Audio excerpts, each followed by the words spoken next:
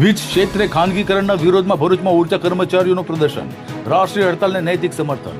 All India power engineering federation દ્વારા જાહેર કરાયેલા રાષ્ટ્રવ્યાપી હડતાલને નૈતિક સમર્થન આપતા ગુજરાત ઉર્જા સંયુક્ત સંકલન સમિતિના આહવાન પર આજે ભરૂચ સહિત સમગ્ર ગુજરાતમાં વીજ કર્મચારીઓએ લોકશાહી ઢબે વિરોધ નોંધાવ્યો હતો।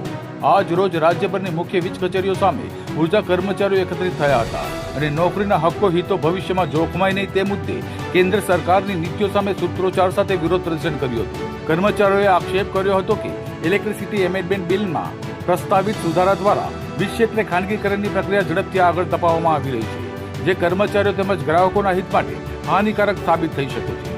ભરૂચ ખાતે ડીજીવીસીએલ અને જેટકોની સંયુક્ત સંકલન સમિતિની ટીમે એકતા અને અખંડિતતાનું પ્રદર્શન કરતા ખાનગીકરણ વિરોધી સૂત્રોચ્ચાર કર્યા હતા।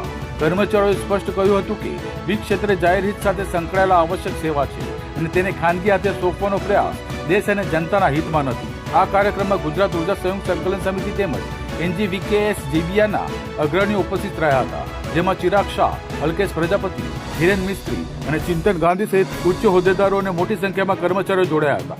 કર્મચારીઓએ ચેતવણી આપી હતી કે જો સરકાર દ્વારા વીજ ક્ષેત્રના ખાનગીકરણ તરફના પગલાં પાછા નહીં ખેંચાય તો આવનાર સમયમાં વધુ ઉગ્ર આંદોલન હાથ ધરવામાં આવશે। આજ રોજ તારીખ 12/2/2024ના રોજ all India power engineer federation દ્વારા દેશભરમાં જે ઇલેક્ટ્રિસિટી એમેન્ડમેન્ટ બિલ જે છે, જે સરકાર આવનાર સંસદ સભ્યમાં રજૂ કરવા જઈ રહ્યું છે, જેમના દ્વારા વિરોધ કરવામાં આવેલ છે। ગુજરાતના જીયુએનએલ હેઠળના બે માન્ય યુનિયનો જીબી એન્જિનિયર એસોસિએશન અને એજી વિકાસ દ્વારા પણ આ ઓલ ઇન્ડિયા પાવર એન્જિનિયર ફેડરેશનને ટેકો જાહેર કરવામાં આવેલ છે, જેના ભાગરૂપે આજરોજ અમે જે ઇલેક્ટ્રિસિટી એમેન્ડમેન્ટ બિલ છે, જેના દ્વારા પ્રાઇવેટાઇઝેશનના દ્વાર ખોલવાની અને કર્મચારીના હિત જોખમાવવાની શક્યતાઓ રહેલી છે, એટલે એનો અમે વિરોધ કરી રહ્યા છે।